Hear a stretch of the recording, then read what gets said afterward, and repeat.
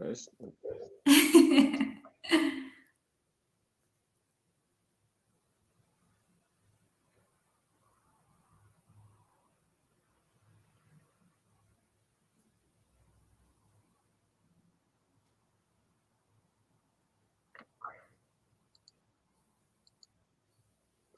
Well, good morning, everyone, and thank you for joining us for this webinar where we'll be having a look at career management in hospitality.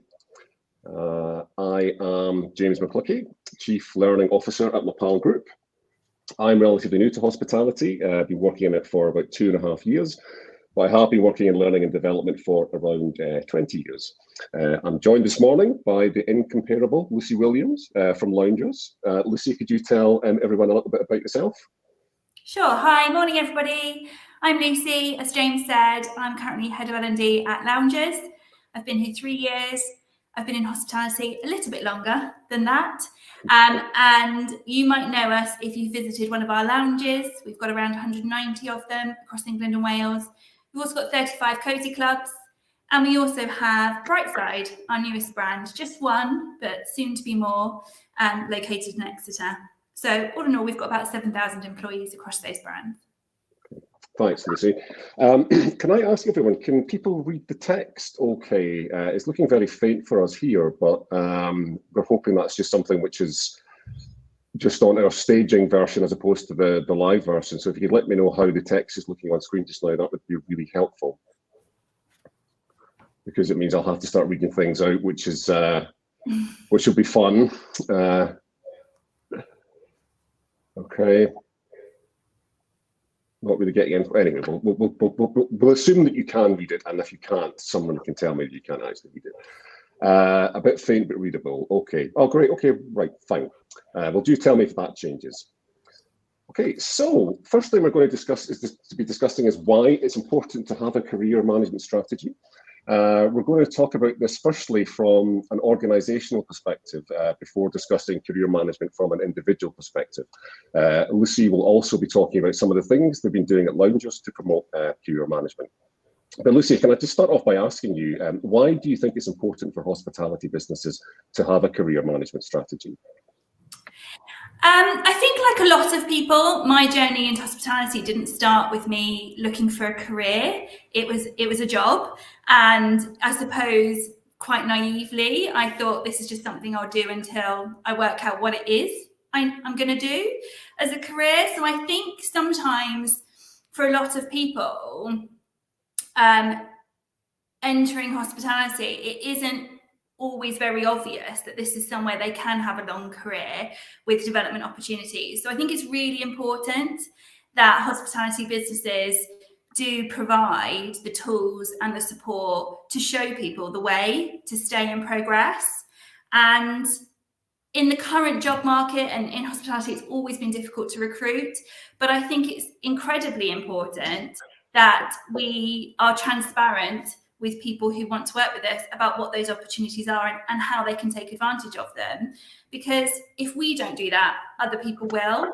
And so it's not always about pay, it's not always about benefits. Sometimes it is about providing that clear pathway to people who are on the cusp of thinking a career in hospitality might be for them. So it's incredibly important that everything we do as an L&D team and in the wider business plays into that strategy of providing people somewhere to stay and continue to grow. Okay, grand.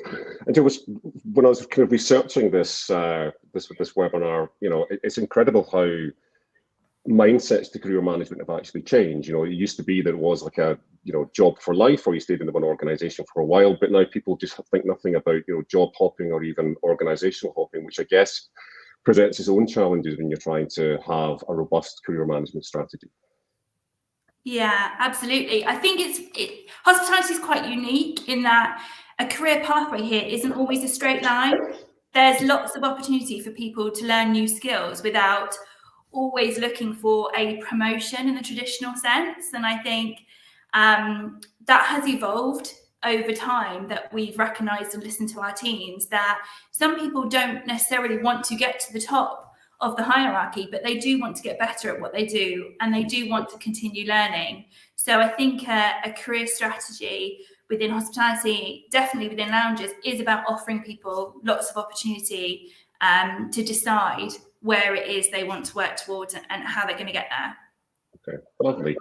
So we've come up with some benefits that having a great career management strategy can bring to hospitality organisations.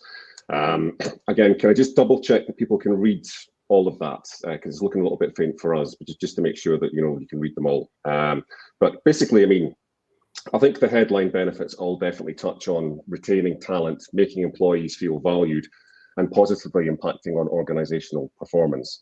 But Lucy, which of the benefits on screen, which of these do you think is the most important to have? And I know you probably can't see them because and I can't, but we had employee and talent retention, motivated employees, organisational development, cost reduction, making a great place to work, succession planning, and improved performance. Yeah, it's really hard. I think they're all really valuable benefits of having a strategy.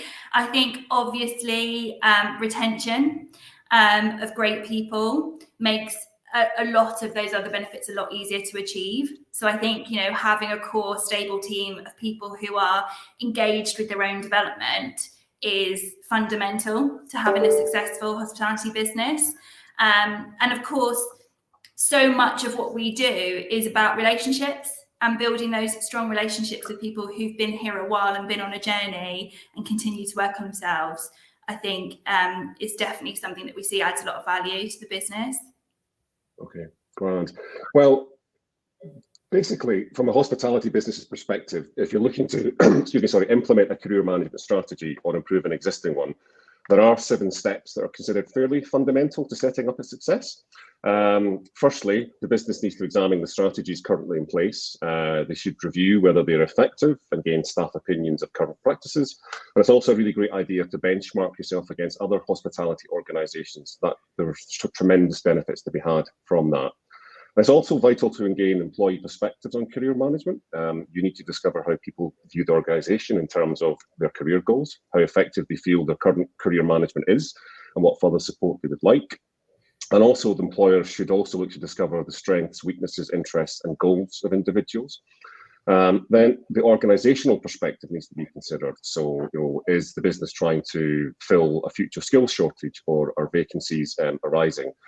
Also, what are the future business requirements and what skills are needed? So all of which is pretty pertinent and ongoing issues in hospitality, as Lucy mentioned. And once these steps have been taken, employers should then consider whether the individual and organisational perspectives align and what gaps are evident in the current career management strategy. And then in the next step is what strategies should the organisation feasibly adopt? So they should consider things like organisational culture, timings, and costs. And once a strategy has been formulated, a real thought has to go into how this is then going to be implemented. There's obviously a lot to consider here. What role will HR play? What role will managers play? And how will employees get access to the information they need? And how will the strategy be publicised? And then the last thing, and the bit that everyone seems to forget when they're implementing a strategy or any kind of strategy, is it can be difficult to monitor the long-term success, certainly in the short term. But there's ways you can do this by gaining feedback from employees, conduct exit interviews, and monitor factors such as employee turnover rates. So Lucy, in your experience, which of these do you think is the hardest to get right in a hospitality environment? It's quite tricky sometimes to actually get to the truth of where things currently are. So really establishing your sort of baseline of what people think about the current career strategy can be quite challenging, especially when you're talking to lots of people with different roles with different experiences. And it can be quite tricky to then filter through all of that feedback and identify what the key issues are. And I think it's really important that people persevere through that stage, because it can be a little bit overwhelming. And ultimately, in this world, in hospitality, there's so many conflicting priorities. It's really difficult sometimes to find the space to do that really well. So I would say that's probably one of the most challenging parts. Okay. So we're going to talk about a specific initiative that you guys are doing at Loungers in a minute or two, but what are some of the general activities you guys are doing to promote career management? So about 12 months ago, we launched our commitments. So that is a number of aims that we are committed to delivering for our team. And one of the 5 commitments is around focusing on people's development and progression. And so under that, there's a number of activities that we're now doing. So every 6 months, everybody gets a one-to-one with their line manager to talk about where things currently are, what they need from us to continue to progress. And it's really important that on the outcome of that conversation, that a plan is formulated to support the team member to achieve what they want to. And it might not be promotion, it might just be sharpening the skills in the current role that they are, or cross-training and having exposure to a different part of the business. We also recently, we're partway through, close to finishing a pilot, which is kind of going to flip the way that we train here, in that historically, I think a lot of hospitality businesses have trained very heavily once somebody's in position.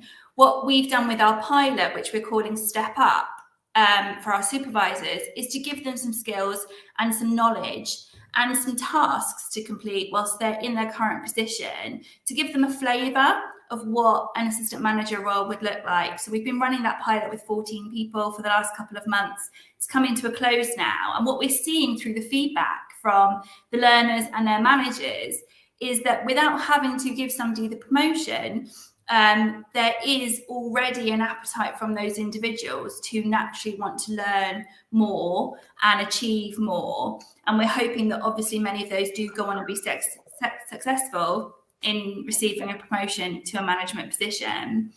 So we're also great here at celebrating internal recognition and promotion. So we have a newsletter every week. There's success stories in there of people who've done really good jobs. Some of that has then resulted in them receiving a promotion. And I think it's really important that in a big business, we take the time to celebrate those individuals. And so to see that peer-to-peer recognition of people celebrating each other's success is really powerful. We also do offer, in addition to their required training, we also offer our team the opportunity to do some personal development in the form of giving them access to both internal and external resources. So aside from all of the stuff they have to do, we're building and curating a really nice online library of video and e-learning and podcasts and TED Talks that people can navigate around, build their own favourites lists, and continue to work on themselves and what they want to achieve. And I think for me, that's a really useful tool for somebody who's not quite sure where they want to go next, but can explore the options and start to work out for themselves where their strengths lie and what roles are best suited to those strengths. And of course, apprenticeships also. So a lot of us haven't achieved any qualifications since school. We came into hospitality perhaps because we didn't want to go down the academic route. So apprenticeships for us is part of our kit of attracting people to stay and achieve qualifications whilst they're working. So level 2s are up and running, and we're just about to start our level 5 cohort with some ops managers in operational management. So that's really exciting.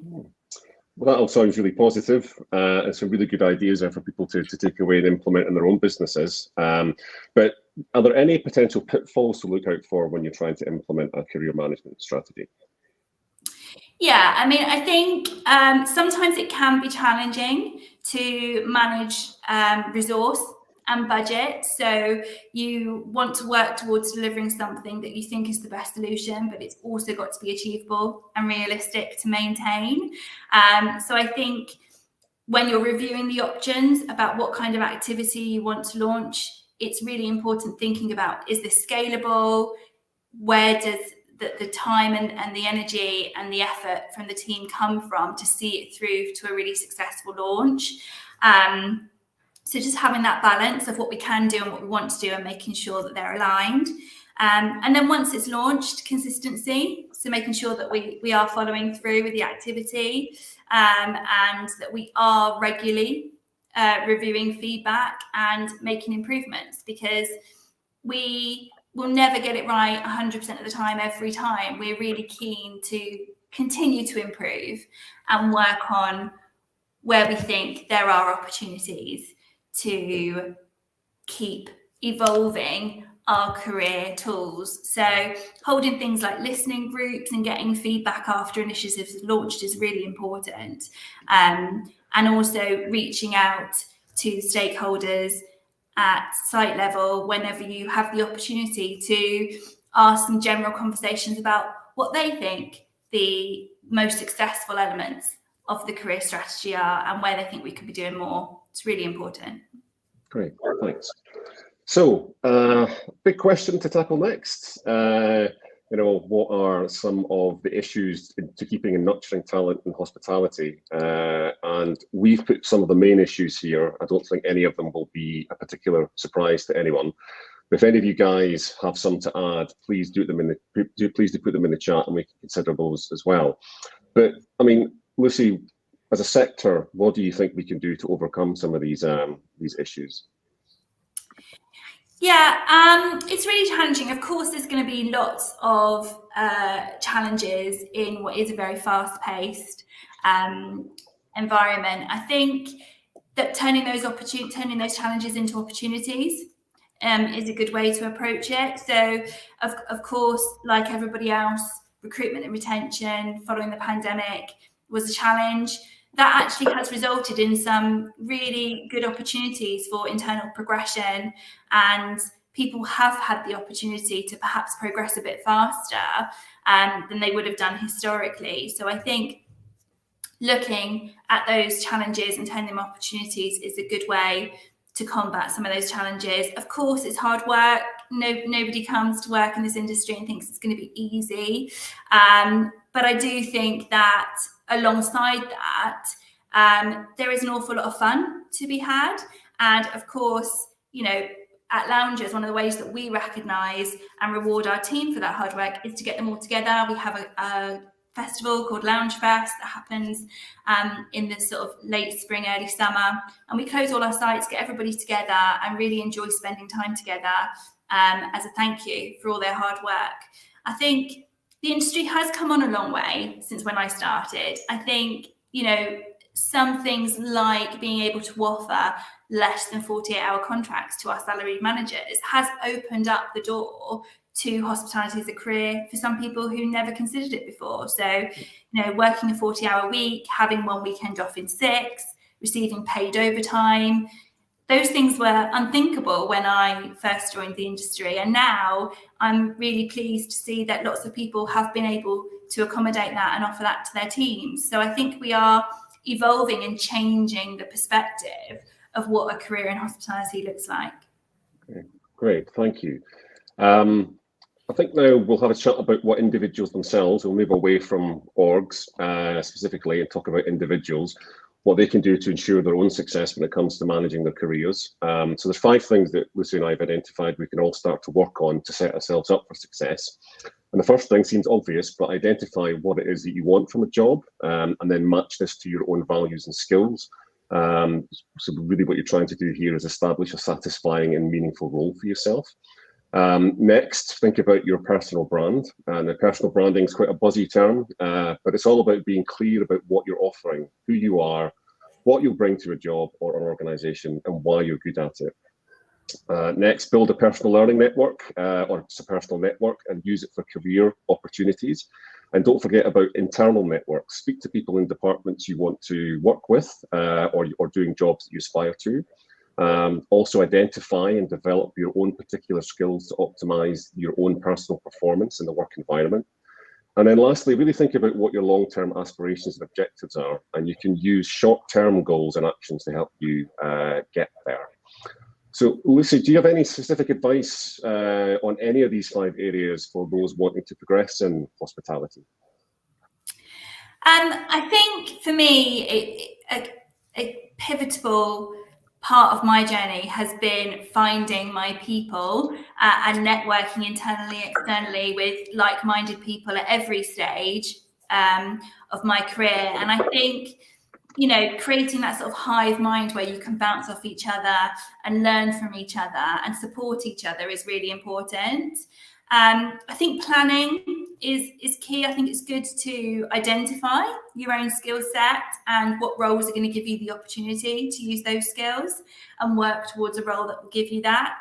I think it's okay if that plan changes on the way. I remember being a GM and thinking that I really wanted to get into HR and be a personnel manager because I enjoyed developing people and supporting people and managing people, and going on an assessment day and coming out and thinking, Christ, no, that's not for me. That's not what I want to do. What I want to do is L&D. And so having a plan is great, but don't be afraid to then look at different opportunities as they present themselves. Yeah, great, thank you. Right, so we're going to hear now from Lucy about a specific initiative that loungers are rolling out. So Lucy, just want to tell everyone about your career pathway tool. Yeah, so this is something that I suppose has been available in different guises, different formats over the years, but we've recently completed a huge bit of work to bring it all together, and we'll be launching it shortly to all of our team members, both as a retention and a recruitment tool. But ultimately, the ambition is to produce something that gives all of our team members a good idea about the different roles, what their responsibilities are, and what the skills, knowledge, and importantly, behaviours that fit within each of those roles. And of course, how we're going to train them to get there and do a good job. So for me, it's about producing something that people can refer to during one-to-ones, that people can reference during their own training programs, but also gives them an idea about where to go in terms of goal setting. So one of the elements of the tool is to give them some templates for their own personal development, some what good looks like examples. So give them a starting position to build on. And I think if somebody had given me something like that 20 something years ago when I started, I think I probably would have made some moves a bit quicker. I think I would have had a better idea about what was available to me. And I do think that as a growing business with 30 odd sites opening a year, it's a great opportunity for us to be engaging with some of our team a bit earlier and showing them just what is possible. Grand. Well, obviously, we're going to wish you every success with that. It sounds like a great initiative. So one of the things we also want to talk about today was career mapping, which is basically it's a technique that's really beneficial to both organisations and individuals when it comes to managing careers. So essentially, what you're doing is you're plotting clear pathways starting from one role to help people progress in their careers. Now, I'm demonstrating this using the career mapping tool on one of our own products, MAPAL 1. And you can see there's a clear path through a series of roles, illustrating how people can progress through to more senior aspirational roles. Now, this process really helps to embed some of the benefits we talked about earlier, such as talent management, performance management, and keeping employees motivated, and also succession planning. But it's important, though, that the steps people need to take to get to each role is clear, and that the relevant support is in place to help them to get there. So on our tool, for example, you can set out what the competencies each role requires are, how a particular person is doing in relation to those competencies, and what learning they can take to improve. And they can also flag their interest in a particular role so that when an organisation is looking to advertise it as a vacancy, they can gauge internal interest before going externally. So is anyone here actually using career mapping or something similar? If you are, just put some text in the chat about that. But just a point that was made, Lucy, as you were talking from John here, is he finds that most of the younger generation, they don't seem to know what they want. And for the most part, he doesn't think the industry does a very good job of educating people about the various sectors that are open to them. So I just wondered if you had any thoughts on that. Yeah, I mean, I think we've definitely evolved in terms of how much information we share up front with people about the expectations of working within the hospitality industry, and also the different roles and their responsibilities. I do think, it's interesting, I was talking to somebody yesterday who, off the back of a recruitment day, had been doing some interviews with some potential chefs, and I do think that we do find ourselves in quite a unique circumstance at the moment, where there is obviously a lot of opportunity and not as many people looking to take those positions. So I do think, as businesses within this space, we do need to work together and learn what strategies have results in terms of engaging with perhaps people, school leavers, or people coming out of college or university who haven't yet decided where they go. But we're definitely all on this journey together, and I think there is further work to be done. I can definitely see that there's some green shoots, and the way that we do things now has hugely improved. But I do think, as an industry, we are still looking to continue working in that space and making it even easier to get people in through the door. Yeah. I think it all goes back to that concept of the psychological contract, doesn't it, where the employer and the employee, they make a set of commitments to each other. And I know, Lucy, one of the things you were mentioning there is, when you were talking about the tool that you're implementing, is making sure that the follow-up is there. I think quite often that's the bit that's missing, and it can make a tremendous difference to people's, to their motivation levels and to their enjoyment levels, and then also to just to their general happiness in a job. So I think it's always really important to follow up on that. Dawn, yes, the presentation will be available after this, and a recording will be sent out as well. So that will definitely be sent to you, and I can send the slides to anybody who wants a copy of them. Well, we've come to the end of the main part of the presentation there. So does anyone have any questions for Lucy? I've got a few minutes left. Just if anyone's got any questions for her, please do pop them into the chat. So just on that, I mean, one of the, we'll obviously try and end on a more positive note than this, but as part of the research for doing this webinar, it's incredible when you read any workforce study that they quite often say that most people they don't have any hesitation about leaving an employer or an organisation. And I think a lot of the things you've talked about, Lucy, there would certainly make me want to stay at Loungers. It sounds like you guys are doing some really positive things to help people feel like Loungers is a place where you can have a long-term career. Yeah, I mean, we do invest quite a lot of time talking to our new starters and our leavers about their reasons for joining and their reasons for leaving. And I think it's really important that we continue to do that as we grow, because it's a really good insight into what people are looking for when they join, and also one of the things that they might be looking for elsewhere if they decide to leave. And I do think it's, that old adage of people won't remember what you said, but they will remember how you made them feel. I think we have such a short window of opportunity when somebody joins our business to show them that we are committed to following through with our commitments and our career pathways. That it's really important that we continue to invest time and energy into reviewing what our teams are telling us and keep pushing forward and making improvements. Grand. We've got a couple of questions if you're okay to take them. So Dawn is asking, with your curated content, are you creating this yourself or with a provider or a combination? Good question. We are doing a combination. So we have a digital learning manager who is creating some content in-house for us, and we're also working with some external partnerships. So we're doing a bit of both, and I think having that bit of hybrid approach to it means that we can manage our resource and manage our budgets and our timescales really well. Right. And Helen's asking, what routes are you using to provide official qualifications to staff? So we're currently partnered with Lifetime to offer apprenticeships, and we also have some existing relationships with other providers for specialist qualifications for HQ roles, for example, within the finance team or the build team. So we've got a few different external partnerships that we're currently working. with. Great. Well, that's almost bang on cue. Those questions have taken us up to the half hour. So listen, all it remains for me to say, Lucy, is thank you so much for joining us today and for sharing what you guys are doing at Loungers. Obviously, if you want to reach out and find out any more about MAPAL, the website is there. Want to find out a little bit more about Loungers, the website is there.